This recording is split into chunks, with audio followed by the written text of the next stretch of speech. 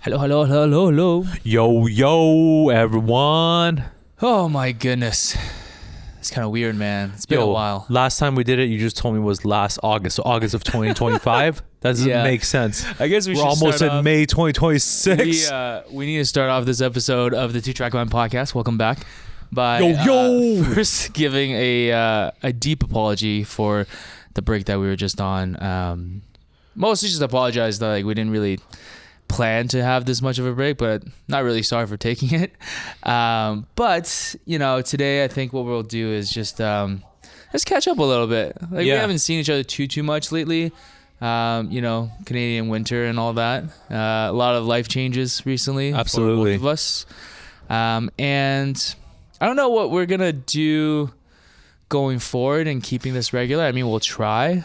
I guess it's gonna be more up to your schedule, but we'll get into that a little bit. Yeah, absolutely. Yeah, if you look at the backdrop, if you are watching from YouTube or I guess Spotify, there's video now too. There's a $1.2 million worth of GT3 RS behind us. We're in Jay's garage. I wish we were in my garage. There's a Manthey GT3 RS and a quote unquote regular GT3 RS. Regular, look at this peasant over here. Pleb right here. And there's actually another Manthey GT3 RS outside, but that tells you exactly where we are. We are at MTech Auto today, so we're just, if you hear some stuff in the background, some swearing in Chinese podcast is not us. Our podcast is extremely approachable. It's for complete beginners. You do not need to have very much money to get on track. Yeah, that's for sure. There's also NA Miata outside, so exactly. And my M2's here, so we got the whole spectrum of people. And Sean's S2000 is here, so we got the whole spectrum of everyone's fun cars are getting ready because it's currently the end of April, and which means I guess track season's already started. People have already been going out. Yeah, there's already been a Lucky Dog endurance race this past weekend. Enduro Elite that MTech guys went out to. Unfortunately, I didn't make it out. Jay didn't make it out either. No. But passed by actually. We spent the weekend in Kingston. Okay, cool. I was there with my family and we stopped by in Shannonville. Nice. Nice to see everybody. Yeah. Well, what do we want to cover today? Maybe I'll just spin off a few topics, right? What have each of us been up to over the past couple of months. We can talk about enduro a little bit. We talk about time attack a little bit. Yeah, you got some exciting enduro stuff coming up to yourself. Yep, and we'll talk about time attack, state of our cars. Time attack, state of our cars. What's happening? You might be making a new purchase. Hopefully, we can convince you. Hey, don't we'll see what happens. Once it's on the pod, it's on the pod. Yeah, and then I guess we'll talk a little bit about throttle pass as well, because it's been a while. Absolutely. Yeah, that's part of the reason why I think the pod has been slipping a little bit. Is just my time has been a little bit fragmented in terms of where I'm applying my capacity. So yeah, we can talk about that a little bit. Let's talk about what do we talk about? Let's talk about our cars, I guess. You start, because that's why we're here today. Why you're here today. Well, I'm here because I dropped off my M2, and there is this new crazy 200 tread wear tire. It's the Rydans R50. It is a Chinese tire.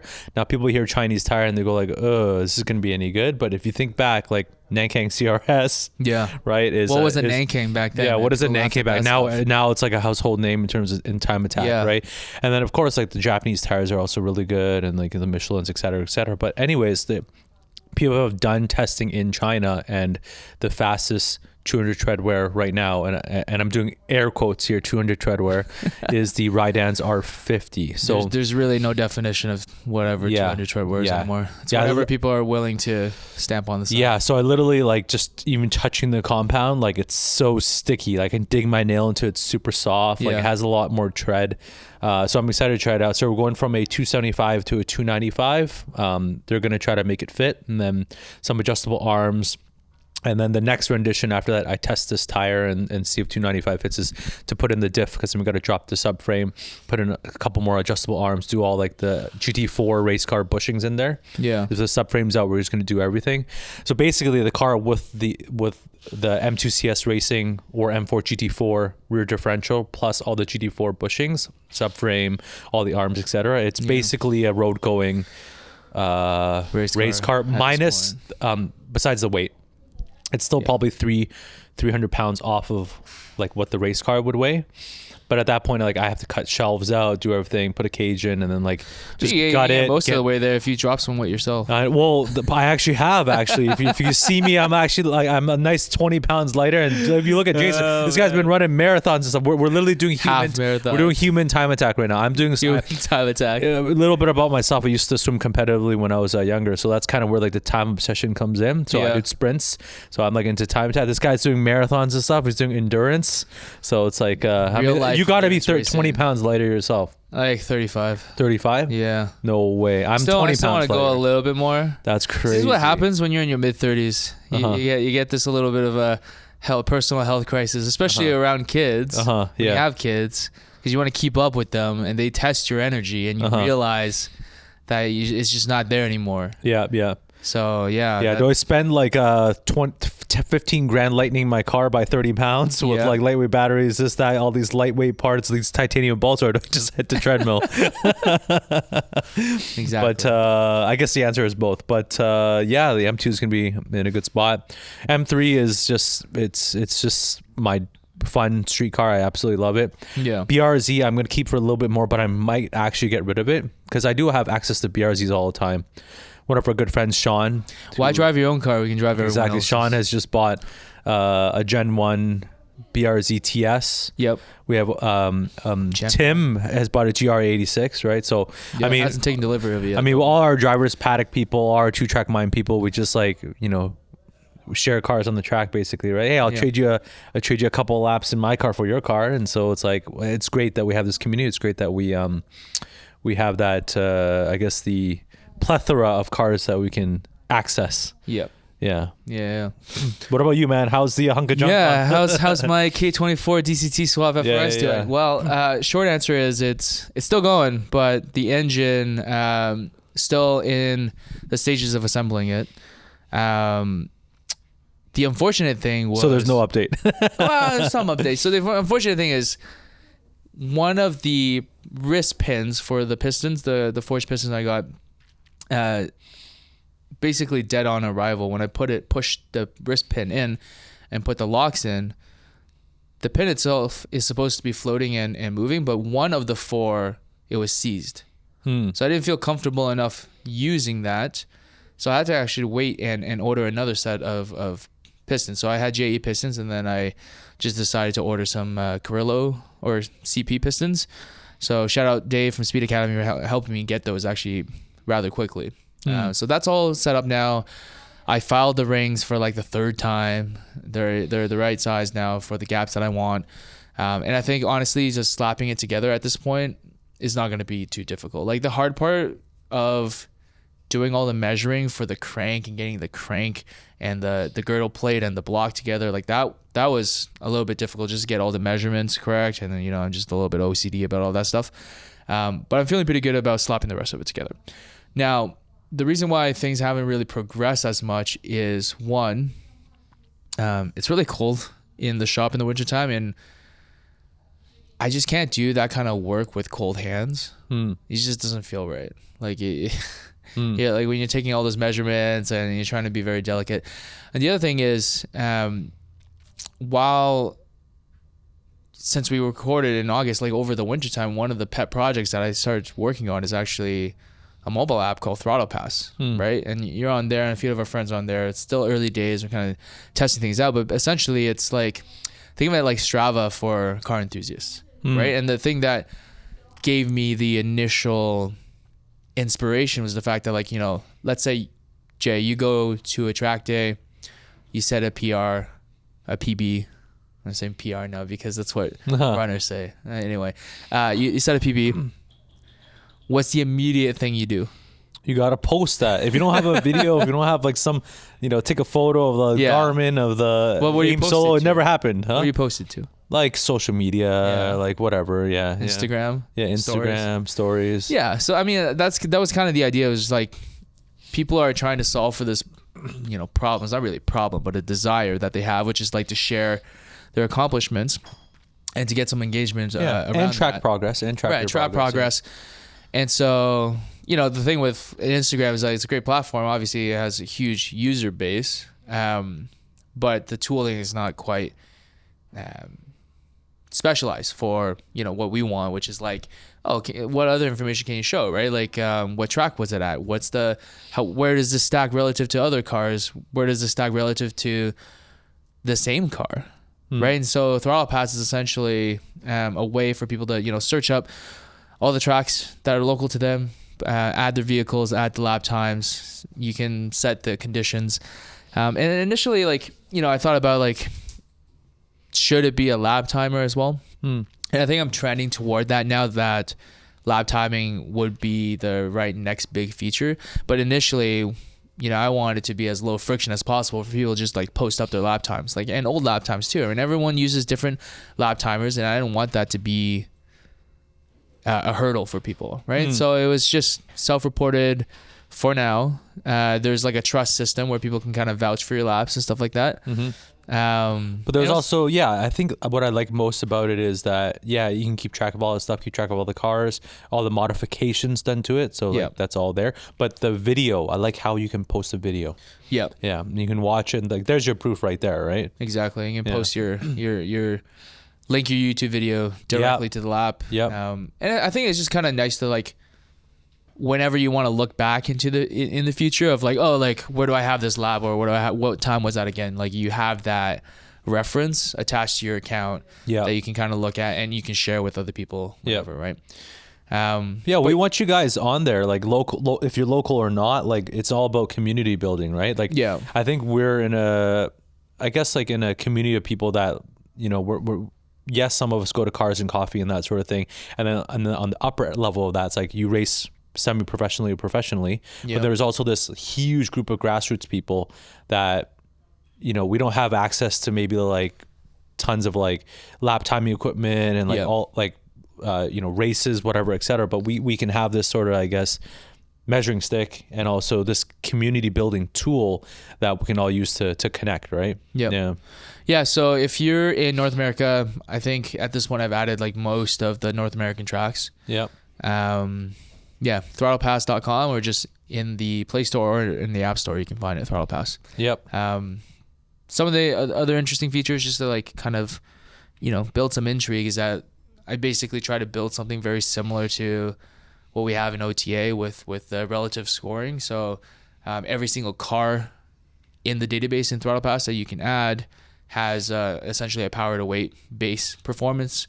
And then depending on the modifications that you add, even down to like which tire compound are you running, I've added some modifiers in there in terms of the expected performance. So you can actually look at the lap time leaderboards and sort it by, I call it TPZ score.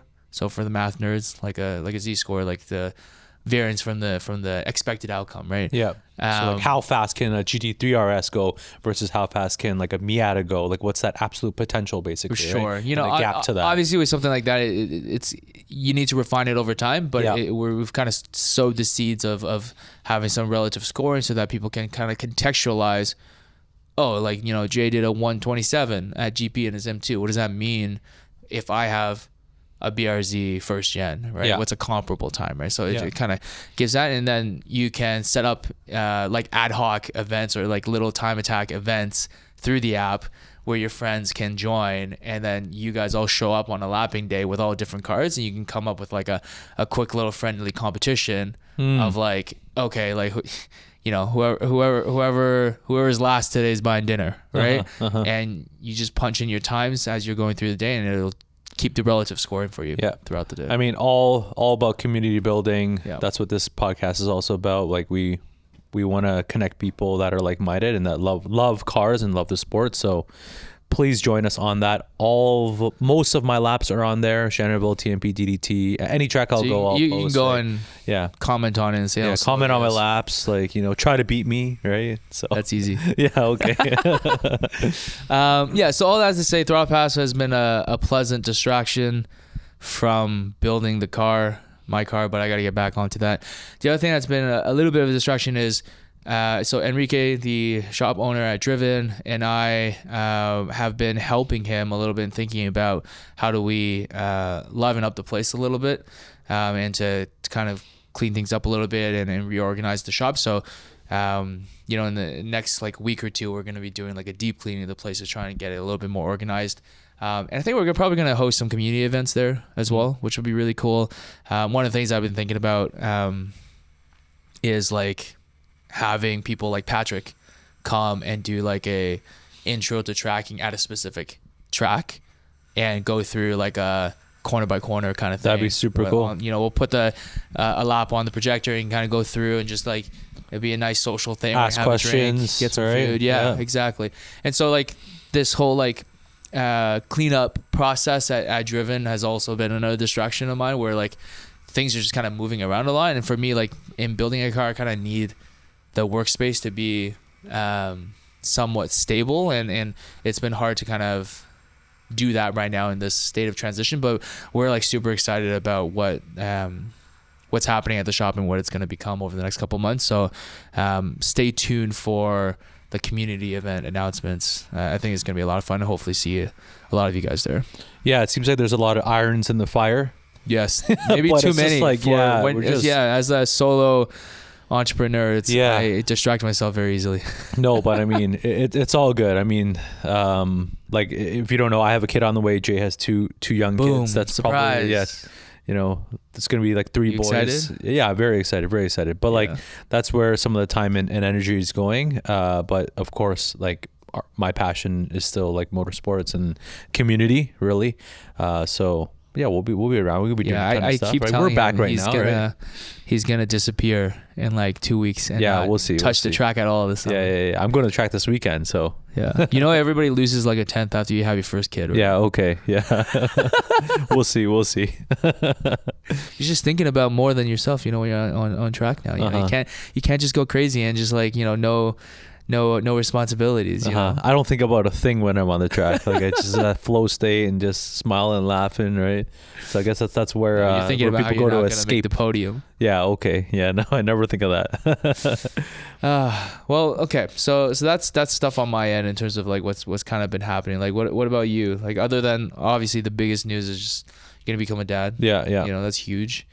What else has happened between August and today? Not much, man. I just been like, I haven't thought too much about the cars. Like I have all the parts and like, I mean, they're working on it now, but the business side, like we're opening up another clinic, and then for people who don't know, Jay runs a physio practice. Yes, that's right. That's right. That I go to. Yes, helping this guy run better. I go to him for my foot massages. Yeah. Help him run a little bit better. What else got me all distracted? No, just like baby stuff and work, and I've been swimming a whole bunch. Like I guess that's the difference, right? That human time attack it is. But if you human aquatic time attack. If you lose weight and you lose fat, though, you're gonna be less buoyant.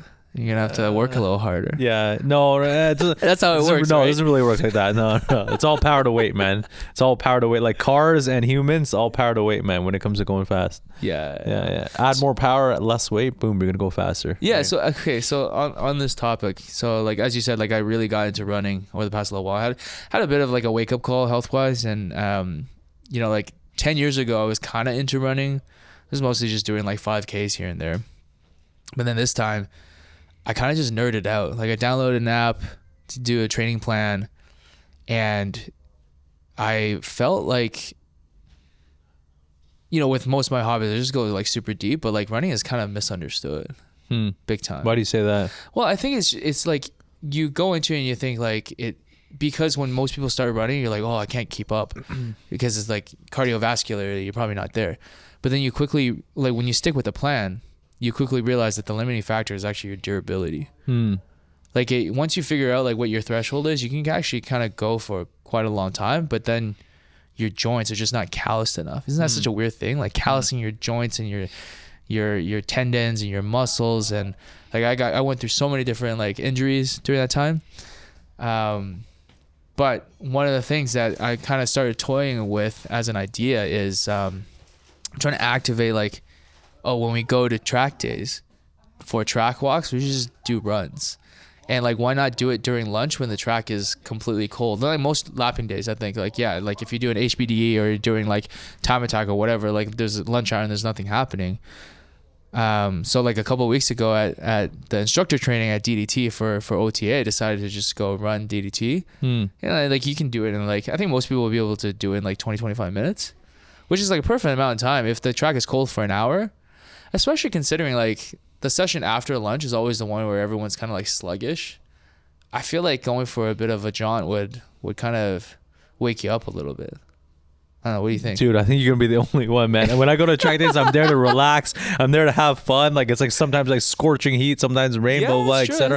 I'm not going there to run around. No way. No, come on. Next time you got it. No way. No way. Do it with me. No way. Nice try. Nice try. I'll just watch you and laugh at you. All right. I'll see if I can coerce anybody to do it with me. Yeah, no chance. But like, can you imagine doing that at GP?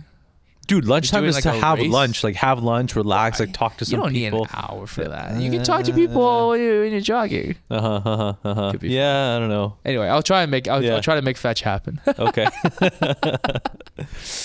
Man. Okay. Let's talk about time attack for this year. You participating? I don't know. Well, yeah? I'm gonna OTA school this weekend. Yeah. It's gonna bring the M2. I'm there to just lap around, try the ride ends. Yep. The tire. Try out our new few things, and then just kind of baseline it before we put on the diff, all the bushings, the adjustable arms, all that stuff. Yep. But then the baby's here in 2 weeks after that, basically. It's coming, man. And then we'll see. Like, I really do want to. I mean, the M4 is going to be ready probably in 2 weeks. The M-Tech M4. Yeah, the M-Tech, the Revo Sport one. That one's crazy. What do you mean ready in 2 weeks? Like, what's being done to it? Basically, that car, they took all the parts off of it in the wintertime, and then the shop owner's wife drove it in the winter, and so now back to race mode. Yeah, that car is just like going from 0 to 100 to 0 to 100 to 0 to 100. Yeah, it's crazy. Yeah, they take. It's the only thing that you do when you own a shop. Can you imagine Yeah, well, I mean, if you have an all-wheel drive, if you have an all-wheel drive M4, like you should win. Like if you can drive it, just drive it, right? Just like winter time, and they just put everything back on, right? Yeah. Give it a good clean, and it's good to go, right? Yeah. Yeah.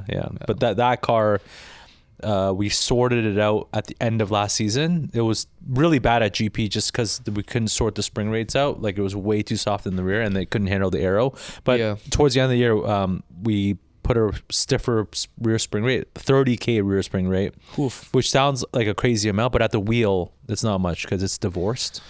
Yeah, exactly. Yeah, so like the motion ratio, like to the wheel rate it was not as crazy as I think. It's still high, and then the aero bump stops were phenomenal. And we did a 148.3 at Cheneville with 295 square CRS. That were old, so the car can fit 315. So if we do 305, 315 with the ride ends. Plus, they'll feel all it's going to be in the 40s. It's going to be crazy. At Cheneville, people are going to break 40s this year. Break 40? No, get into the 40s. Oh, yeah. Well, right? It did a 148.3 already. Oh, sorry. It did? Yeah. Okay. Yeah. It's on Throttle Pass. Check it out. 45? I don't know. I mean, that's 3 seconds ridiculous, right? Yeah? Yeah, in the GT3 RS behind us, I did a 148.9 and a 148.3 in the M4. But the RS is probably still a little bit of a faster car, but I mean, I can push the M4 more. Number one, the price tag of the car. And number two, just like that's where I think that's where I'm very comfortable with BMW. And this thing behind me is just like $500,000 worth of Porsche, and any off track at Cheneville is disastrous. Like it's so bumpy. It's so I don't know. There's ditches. There's like I just don't want to go off track there ever. Yeah. Turn one, you can flip. Like no way. Like I'm not. So I think like the RS still had like if money aside, new tires, give me some more time in it because I only did 3 laps. Like I don't know. That car could probably go another 2 seconds faster, 1.5 seconds at least. Yeah. Full send, empty track. No fear of crashing it, etc. Yeah, but I think the M4 can go even faster as well. So I don't know, little crazy. A little crazy.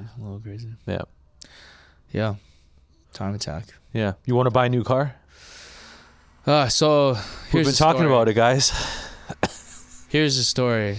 So I was at OTA's instructor training school.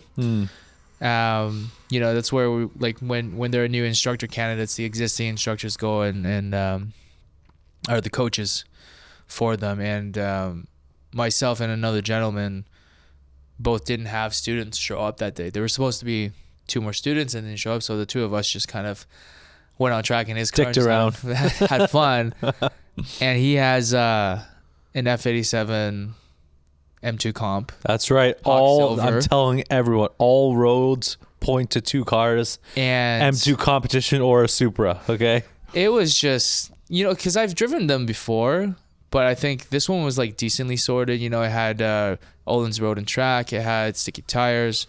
And I think to the point where, like, when you put meaty, stickier tires and have some suspension done to the car, the front end just feels different. It feels better. It just felt there's way more feedback than I remembered.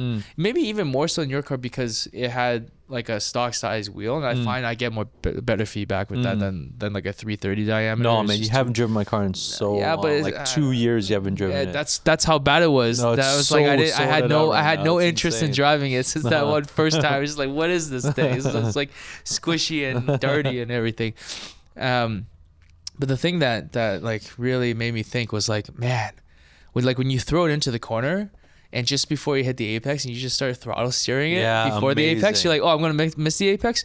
Okay, we'll see about that. More and power. Just more power. Yeah, it's all about power. It gets the nose pointed, right? Yep. And so, like, I don't know, that's pretty addictive. Understeer and oversteer is just power. Yeah. And just then when you're M cars, when baby. you're flat on the straights and you're like, you're at 80% throttle, you're like, oh, this is pretty fast. And then you go all the way, you're like, oh, okay, yeah. There's some real torque here. Even like in the high end, it felt like the torque was still kind of like, it was giving it to you. S55 has some really, really good torque. The power band has been, it's amazing. So all that to say is, like, I've been looking, but it's not a responsible time for me to actually buy one because, like, where would I even put it? I mean, technically, so my parents have, they leased a unit in our building.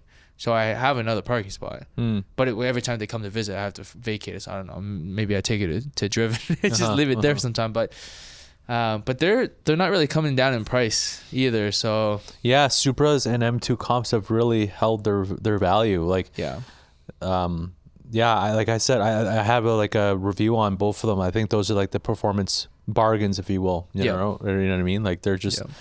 Yeah, they're more expensive than like a new GR86 is like 30, 35 maybe. Yep. Yeah, something like that. Right? Oh yeah, when you think about it, a new way, car, right? The only thing that but the only thing you're truly comparing is like, so the obviously the higher increment like initial cost, but then the consumables. Right? Yeah. You have to know like you're gonna be spending a lot more on tires. Yep. Mostly I think brake pads should be okay, right? Yeah. Pads are okay. Yeah, big pads. Yeah. What about rotors though? Yeah, it's okay. Yeah, it's okay. I mean, I'm on APs. It's different. Well, but, how much for a set of irons? 800 for a pair. For a pair. Yeah, which is not terrible. That's not terrible. That'll last you what, like 2 years? A season for me. It depends how often you track and what you do, right? So yeah. Depends and how okay you are with microfractures. With what? With microfractures. Oh yeah, it's fine. I got another track. It's fine. It's not going to the end of the rotor. Yeah, that's fine. It's fine. Don't worry about it. So yeah, that's that. Like I've been thinking. I'll keep looking, and then maybe if something comes up. But I just like the idea of like, again, when you have kids, the idea of being able to just arrive and drive in a car that has 4 seats and leave the interior alone. No crazy aero, like. This feels like the M2 competition, really baby. Yeah. And like, I just feel like I haven't driven a Supra, so maybe I need to do that. But from what I can tell, just the F-Series seems like a more refined car, and having the extra seats in the back is a kind of a nice bonus too. Mm-hmm. So, and I wouldn't be getting this car as a car to like chase lap times. It's more just to go and have fun. Mm-hmm. Yeah, you got your race car. Yeah, it's the car I would bring like if I'm instructing and I want to take a car out for laps in between, then it just feels like this is the right one. It'd be a fun one to bring students along in too. Yep, absolutely. Yeah. Especially the feeling of like oversteer, throttle steer, like that. You can't really like, it's just so easy in these cars that you can give that feeling to somebody that might not really feel it.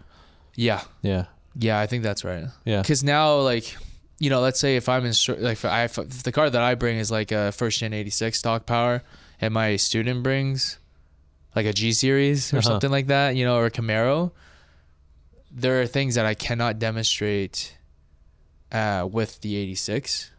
Like, obviously, if it's their first time out, like, it's not a big deal. But like, if they're like an intermediate plus, maybe they're an advanced student, but they're just looking for even more coaching. There's some things that like an 86 cannot replicate. Chassis, sure, it can do a whole bunch of stuff, but like power delivery and doing things like throttle steering, not that like, I don't know, maybe that's not right for a school setting, but maybe at an open lapping where, you know, somebody actually wants to get some coaching from you, specifically for those things, right? Because like finding the last couple of tenths, especially a place like DDT, remember like when we started like throttle steering through turn 3, like, and I don't know, bottom of the hill, what is that, 11? Makes a huge difference. Yeah, multiple tenths. So yeah, we'll see. We'll see. Let's talk about enduro. So last time when we had the pod in August of last year, you were getting excited for... Yeah, I was talking about you were getting excited for Ozarks, 25 hours of Ozarks. Which was originally supposed to be in... November. In November. Yeah. So it's what happened? Funny story. Like I have a client of mine who races GT3s, GT4 cars, IMSA, and they took a bunch of GT3 cars there to Ozarks to see like, hey, should we like have a race here? Yeah. And basically they said like, it's a little sketchy, like multi-class racing, a lot of blind corners. There's like an area where the cars take flight. Like it's like really high speed. Like it's crazy. We're not going to do it. But anyways, like that track is absolutely incredible. I was super looking forward to going, but unfortunately they actually rescheduled the event because not enough people signed up. And I think what happened was, like, if you look at the list of people that signed up, was like 3 LMP3 cars, and like some BMW race car, and then it was like Numi, right? So I think they set the breakout, not the breakout times, but the class times a little too quick. It scared a lot of people away. That's what I think was part of it, because I think they adjusted the times, and then now it's going to be at a warmer time, so hopefully like more ideal, more people show up. But you know, they rescheduled it twice. Do you remember they rescheduled it again? Do you remember what the first date was? No, what was the first first date? It was supposed to be in March. It was supposed to be in March, which is like also a very cool time. Also very cool. Now it's in June. That's like ideal. It's gonna be amazing for you. So like, you know, like I said, my kid's here soon. I would have loved to go in November. Even if it was March, I could have done it, but they rescheduled it twice, and I don't want to leave my wife alone with a newborn, a 1-month-old newborn basically at that time. So we're trading the faster Jason for the slower Jason. Oh yeah, okay. Yeah. That's why this guy's running and stuff, you know, not just for his health. He's got to fit in that seat too with all those skinny Numi guys. But also like, yo, it's 25 hours. You're gonna need some endurance for that. Right? So I mean, I'm pretty pumped. I'm excited for you, buddy. Like, with something like this, it's like the entire experience is not just the driving, right? It's like it's a 25-hour race, but it's like a whole week ordeal, right? It's basically like a vacation. You know, you hang out with people, you're doing super long road trip, checking out this new track, meeting new teams, new people. I gotta put some time in on the sim, because like this is not a track that you want to learn during the race. Definitely not. In a sense, it kind of reminds me like of Calabogie, where, you know, you have a bunch of elevation, you have a bunch of blind corners over crests. Some are flat, some are not. there are a lot of corners. I remember the first time I drove Bogey, it took a while to even learn the track. And I'm like, which side of the track should you be on to go? Because there are certain parts of the course that feels like you're in the same spot, but it's not. It's a completely different sector. I know that the Numi guys have been they went down there to do testing. So there's a few people on the team, Patrick and Vin, have already done laps there, which is great. I'll just do some sim time and see how it goes. I'm planning on trying to make a long form video about it. Yep, I'm super looking forward to that. Yeah, so I mean, I'll need your help in certain parts of it. Uh-huh. We got to do like a little phone call of like, I can't go anymore, yo. You gotta Okay, yeah, take my spot, man. yeah. Please take my spot. Yeah, okay. By the way, you saw this guy still hasn't paid me yet, so I don't know if he's even going. Yeah, I know, right? But yeah, like the Numi car, like we are actually doing, not next weekend, but next weekend, not this coming weekend, but the weekend after, May 9th. Gonna be at Mosport DDT. It'll be my first time in that car. Who's hosting that? It is the guys from Import Culture, which is a car show, are experimenting with a new format, which is a lapping day and a car show at DDT. Okay, cool. And so I think Patrick and Nick are friends with the convener, and I actually think Enrique is really close with this guy as well. I've never met him before, so we're gonna go do that. First time in that car, obviously not someone who's unfamiliar with the platform, but FA24 at 2,500 pounds, it's a full stripped out race car. It'll be good to kind of get used to it. And I think like they have stuff like flat foot shifting and stuff like that in, so like you kind of just want to try things out a little bit and just like get the muscle memory there, because I've never driven a car with the blip shift and stuff like that, so I'm pretty sure I'm gonna like accidentally hit the throttle and stuff like that when I'm shifting and whatever, but we'll see. Was it weird when you drove it? I didn't use any of those things. Oh, you didn't? No, I don't think it had any of those. I definitely did not flat foot shift that car, and I did all my own heel toes and stuff. Yeah. Oh, you didn't blip shift? I don't think it had it. I don't think it had. I mean, I'm sure at some point they did. Maybe they took it off. I don't know. We'll see. Yeah. But I'm excited to see what the FA24 feels like in that car. Yeah, it's great. It's great. It's really livens the car up, and the throttle is. I mean, the torque is it's good. Yeah, you'll enjoy it. It's a great car. Yeah, so I think that's the next little while. Yeah, what else? Not much else, man. I mean, I need some more cars to review if you guys have. Yeah, you're like itching. Yeah, I mean, this is the problem. You went so hard the past 2 summers. Like, there are not that many cars, not that many models. You're gonna have to come up, like, you're gonna just start doing variants of the same things. Yeah, with modifications and whatnot. Yeah. But I mean, you have a whole bunch of stuff lined up. Oh, this is an M2 competition, but it has an anime sticker on the side, so it's different. Yeah, no, but I gotta see how much faster it is. Yeah, I gotta schedule like 10 cars, and like I have that one weekend. Like, okay, I gotta go, and I gotta like schedule a whole bunch of cars. Come up with like a year and a half's worth of content. Yeah, exactly. You'll be able to tell which one I filmed first. What would be your dream cars to review right now? Give me your top 3. And if you guys are listening, you have this, hit them up. I mean, I really do. I will have a chance to drive these cars again. Like, I mean, it's just not to review. Like, I think the cars I'm most excited to drive are like GT3 RS again. Yeah, because I only had a couple laps and like I felt the potential. And once you feel the potential, the GT, absolutely insane. There's no potential, no bigger understatement. 148.9 at Shandable in 3 laps. You should go watch that video. But I would love to take it to other tracks like DDT. I mean TMP. Like, I'm okay to like full set. I think I will be comfortable full sending it. Like, there's not that much that is like super dangerous. The last corner, maybe, like everything else. It's always the last corner. I mean, this is probably not the car for that, but like obviously GP, this car would be insane, but obviously high risk. Yeah, but like that, I would really want to drive that. And then the M4, I want to take to other tracks as well. Like, do a whole bunch of videos on that. My own car as well. So those 3, like, I'm really excited. But I really want to drive a Z01 1LE Camaro SS. Yeah. So like I've driven a bunch of SSs. I love them, but I would love to try that. What generation is that? It's like the supercharged boss daddy of which generation? Oh, the Camaro ZL. Camaro, not Corvette. No, not Corvette. Yeah. But actually, the second one is I have never driven a C8.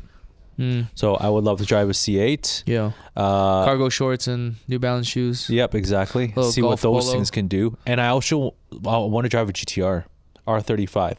Reason why is Sean is like telling me like it's the best thing ever. It's faster than the G82, this, that. So I'm trying to convince him to get one. Do we know anyone who has one? I don't know a single person with an R35. Like, that car has not changed. I don't know a single person with an R35 that like brings it to the track. The R35 looks the same for like the past like 15 years. I know. I want to try an R35. I also want to try it. I also haven't driven an Evo 10 on track. Okay. Yeah. That is a car that also kind of interests me.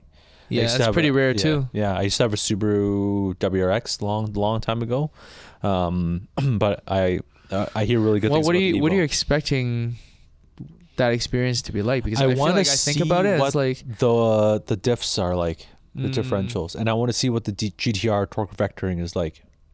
That's what it kind of interests me.